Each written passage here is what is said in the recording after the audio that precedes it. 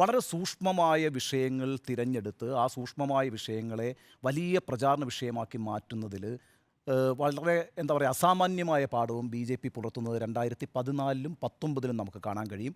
2024-ൽ എന്താണ് B J P ഈ തെരഞ്ഞെടുപ്പ് പ്രചാരണത്തിൽ ഫോക്കസ് ചെയ്യാൻ പോകുന്നതിൻ്റെ ഏറ്റവും നല്ല ഉദാഹരണമാണ് ഇന്ന് തൃശ്ശൂരിൽ നടന്ന സ്ത്രീ ശാക്തീകരണ പരിപാടിയെന്ന് ഞാൻ വിചാരിക്കുന്നു. ഇന്ത്യയിൽ അവർ അഭിസംബോധന ചെയ്യാൻ പോകുന്നത് ഈ സ്ത്രീ വോട്ടർമാരെയാണ്. ഇത് വളരെ സൂക്ഷ്മമായി ബി ജെ പി നടത്തിക്കൊണ്ടുവരുന്നുണ്ട്. ഇപ്പോൾ നമ്മൾ പറയും ടോയ്ലറ്റ് കൊടുത്തു എന്ന് പറയും. ടോയ്ലറ്റ് കൊടുത്തു ഒരു വലിയ പ്രശ്നമാണോ എന്ന് പറയും. കേരളത്തിൽ അത് പ്രശ്നമല്ല. പക്ഷേ ഞാൻ ഉത്തർപ്രദേശിലും ബീഹാറിലും ഒക്കെ യാത്ര ചെയ്തിട്ടുണ്ട്.